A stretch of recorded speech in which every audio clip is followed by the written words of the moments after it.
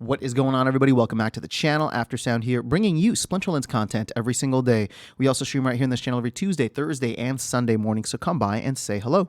This video is also brought to you by two things. Since we don't do any sponsorships here on the channel, I'll show them out real quick. The first is my music, which is available anywhere you stream music under the name Aftersound, and the second is a new podcast I just launched called Chasing Infinity. Check them out. Links in the description below, and I appreciate the support.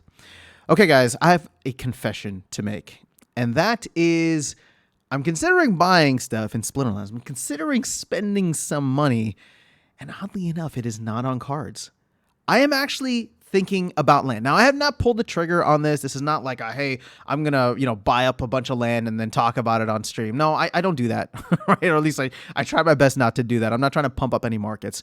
The way I think about this, though, is I've really been considering my relationship with Splinterlands, the project, for the long run, right? And what is it that I want to be able to do and accomplish and participate with when it comes to the game and the game economy? It's something that I've really enjoyed. The community is awesome. I think the team is great, and just overall my experience has been fantastic. So now I'm really trying to think like legacy, long term, right? Obviously, I got my bag of SPS. I'm good to go. But as we get more and more cards, I've always talked about this, that I don't like looking at cards as investments. In fact, I don't like looking at the game as an investment, right? But, this is a gaming channel after all. And so cards as an asset class are just infinitely inflationary. There will always be newer and better and fancier cards. And there'll always be, sure, you'll have your kitties, you'll have your Yodens. You'll have certain cards that will always have a sentimental value at the very least. But at the end of the day, what is actually more scarce than cards? And it comes to land, actually, right?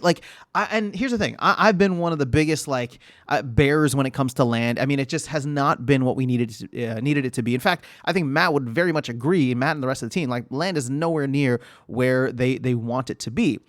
But we know that they're not going to give up on it, right? This is something that the team genuinely feels is the solution, the long-term solution to what do we do with all of these older cards. Now, is it going to be the only solution? I don't know about that, right? You can see with survival mode, they're really trying to hedge their bets.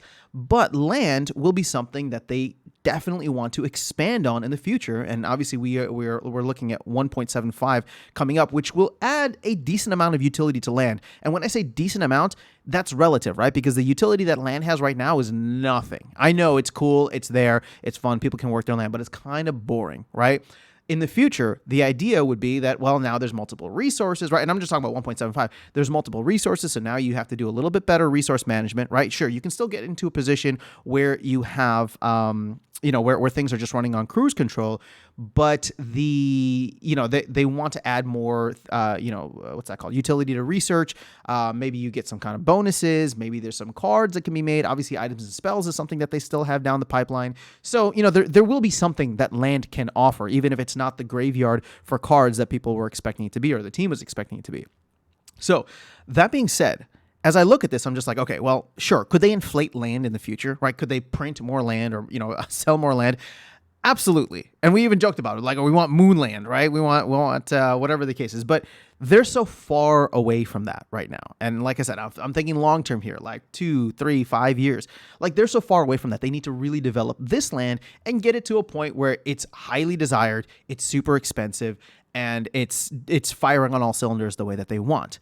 So when I think about land now from a future perspective, there's a couple of aspects, right? So one is that, it's not inflationary as an asset class.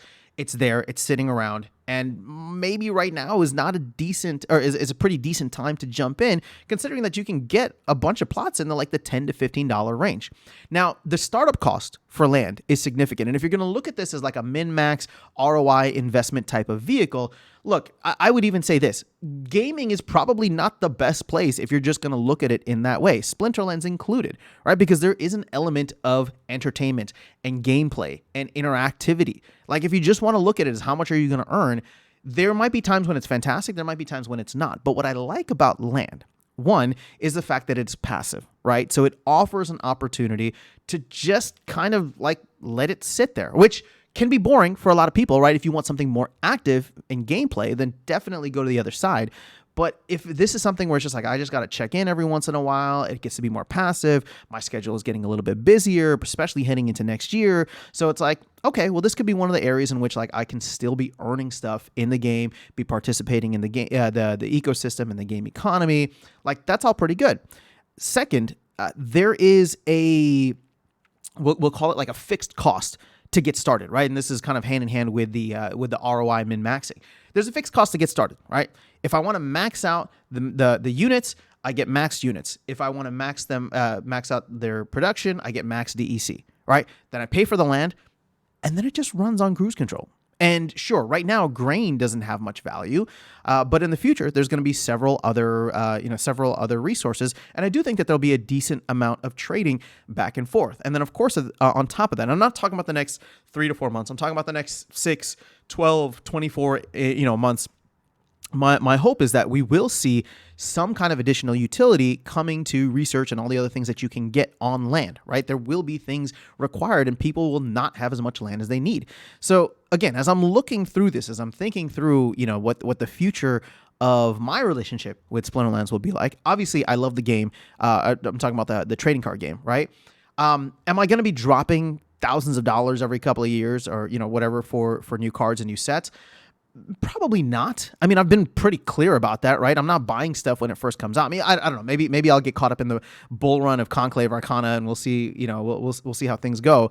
But for the most part, I've kind of resigned myself happily to saying that I'm just going to participate in Wild, right? I'm going to buy cards when they're on the cheap, when nobody wants them anymore, when they lost so much of their utility, and I'm just going to play the game because I enjoy it, which I genuinely do.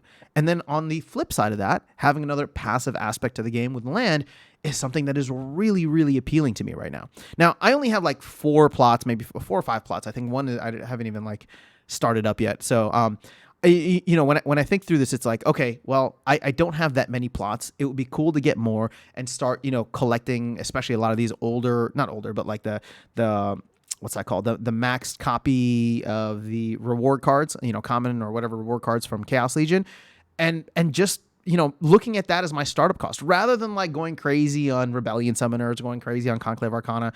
I could throw a couple $100 at land and just ride it and see how it goes. And for some reason that has more appeal to me right now. Sorry, not more appeal. It has the appeal for that is actually increasing versus or relative to trying to keep up with the Joneses on these cards, right? Like, because I can go and play in Wild, which I absolutely do, and I enjoy it. I'll jump in. Obviously, I got the bot running, but whenever I can play a battle, I'll play a battle, and I'm happy with whatever cards I get, right? I know that the system ranking system is working quite well now, where I play against other cards that maybe have incomplete, collections that don't have maxed copies of cards the same way that I do. And it's just fun. I just jump in. It's a little 2 to 3 minute dopamine hit, and that's exactly what I'm looking for. And now if I can participate with less of a long-term commitment, right, less of a huge buy-in, then land is kind of that area for me. And like I said, I don't know. This is an evolving thought process, right? This is evolving kind of perspective that I have, and I just wanted to share it with you guys here. So please don't go and buy all the land because I haven't made a decision yet. But ultimately, when I think through this, a lot of the reasons that I gave earlier are the main reasons that's kind of driving where I'm at with the future of Splinterlands as an ecosystem and as a game economy, and being able to participate in that without having to look forward and say, okay, well, in 18 months or 24 months, I'm gonna have to buy another huge set, right, just to kind of stay in whatever in the meta and all that. I don't know. I think land can really be like, I don't know, maybe I'm just starting to turn my perspective a little bit on land and get excited about it. So even if I don't end up getting any more land plots, I probably will look to optimize my own plots and where I have right now. But, ultimately it's just like, I don't know. I'm excited about it. I'm excited to see where this goes. I'm very excited about the fact that Cryptomancer's at the helm. I know people look at that and they're like, okay, well, land is delayed and blah, blah, blah. And all love to Cryptomancer.